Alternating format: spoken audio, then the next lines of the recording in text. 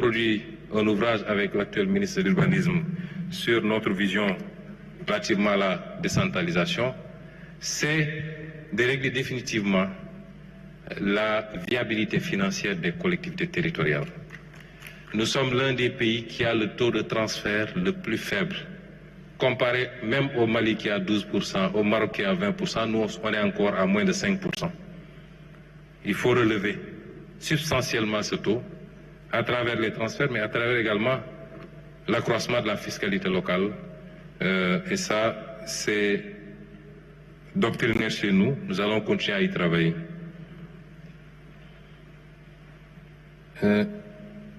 La stratégie nationale de la bonne gouvernance, elle va accompagner certainement tous ces textes qui sont faits actuellement et qui concourent tous à cette préoccupation de bonne gouvernance.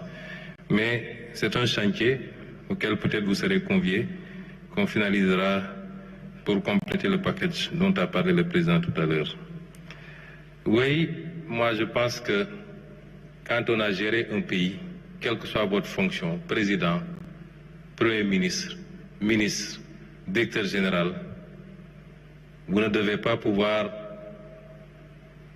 au lendemain de la fin de vos responsabilités, prendre la clé des champs. Il faut rester un peu pour qu'on voie si il n'y a pas des choses à vous imputer d'abord. Beaucoup de gens sont sortis du pays, des dossiers les concernant sont ouverts et ça crée une sorte d'impasse juridique où ça rend les procédures beaucoup plus difficiles. Je pense qu'à un moment donné, peut-être c'est ce qui avait motivé la prise de certaines décisions interdisant à certains de sortir du territoire. Beaucoup ont dit que c'était illégal. Et il faudrait peut-être légiférer pour donner une base légale à tout ça et renforcer un peu la reddition des comptes. Madame Mamdiara Ndiaye de la société civile, nous sommes tout à fait ouverts pour impliquer, associer la société civile à ce que nous faisons. Toutes les bonnes volontés, toutes les compétences sont les bienvenues aujourd'hui. Parce que le pays n'appartient pas aux politiques, il n'appartient pas seulement aux tenants du pouvoir, il nous appartient à tous. Il faut juste qu'on s'entende sur les règles de collaboration et de travail et que les rôles soient bien compris de part et d'autre. Comme je dis souvent, il ne s'agit pas de co-gouverner. Dans une démocratie, ceux qui sont allés à la rencontre du suffrage, qui ont la confiance du peuple, avec un programme, au moins durant leur mandat, doivent gouverner. C'est comme ça que ça se passe. Maintenant, on a besoin d'écouter, de nous enrichir des expériences des uns et des autres. Et sous ce chapitre, nous sommes tout à fait ouverts. Nous prenons au vol votre main tendue et nous sommes tout à fait ouverts à travailler avec toute la société civile. Sauvegarder l'espace de la société civile, nous n'avons aucun problème, nous ne sommes pas là pour grignoter sur l'espace de la société civile. C'est le contraire qu'il faut interroger. Est-ce que la société civile n'envisage pas de grignoter sur le nôtre? Vu les interpellations quelquefois et la teneur, c'est comme si certains de la société civile étaient élus à notre place pour décider à notre place. Mais nous ne sommes pas là, nous, pour interférer sur la société civile. Et enfin, le rôle des femmes. Je crois que dans toutes les politiques publiques que nous développons, nous parlons de plus en plus même de discrimination positive. Les femmes sont les premiers acteurs du développement de ce pays. Je le sais, et c'est pourquoi, partout où j'ai été, à titre personnel, les maigres revenus que j'avais, je les ai alloués à des associations féminines pour les aider à se renforcer. Et c'est ce que l'État va continuer à faire. Et hier, j'étais particulièrement content, lors de la remise des lauréats, de voir qu'il y a quasiment autant de femmes, ou peut-être autant de plus de femmes que d'hommes. Et ça va dans le bon sens. Rassurez-vous, c'est une préoccupation. Et nous allons mettre des mécanismes dans l'accès au financement, dans l'accès au foncier, des mécanismes discriminants pour permettre à ces femmes-là de s'autonomiser et de continuer à jouer le rôle qu'elles jouent dans la stabilité sociale, parce qu'elles, au moins, remettent l'argent dans la maison. Monsieur Cissé du Synpics a parlé de la fragilité du secteur de la presse, la précarité, fragilité économique, précarité éditoriale. Quelle réforme du modèle? Convention État-Presse, FADP.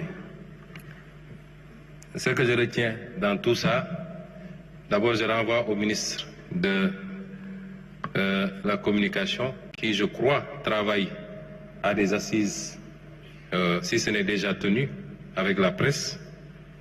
Mais ce que je retiens, c'est que vous nous dites que le Synpics a des propositions. Nous attendons ces propositions avec impatience, nous les examinerons et nous considérons que la presse est un acteur comme beaucoup d'autres acteurs, ni plus ni moins. La presse peut avoir une tribune que d'autres n'ont pas, que les agriculteurs n'ont pas, que les éleveurs n'ont pas, que les pêcheurs n'ont pas. Ça n'en fait pas un acteur plus important que ces autres acteurs. Et elle peut avoir un traitement privilégié parce qu'elle peut bénéficier de subventions que d'autres secteurs n'ont pas. Il n'y a pas de subventions sur le transport, il n'y a pas de subventions sur beaucoup d'autres secteurs.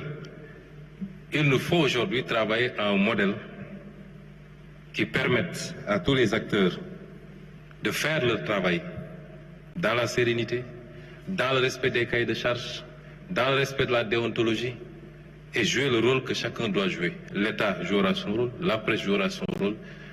Sous ce chapitre, nous sommes tout à fait ouverts et c'est les instructions que j'ai données au gouvernement et particulièrement au ministre et c'est les instructions que le président de la République a données. Maintenant, le modèle ne peut pas être uniquement adossé sur les relations avec l'État ou le financement public.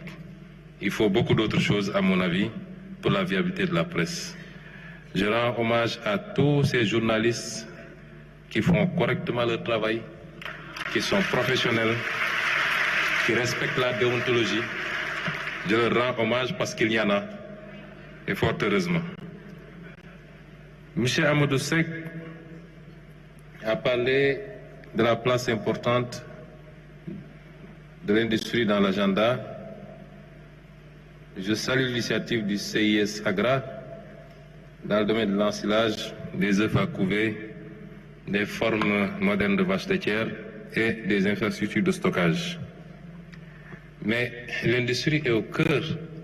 C'est la première préoccupation.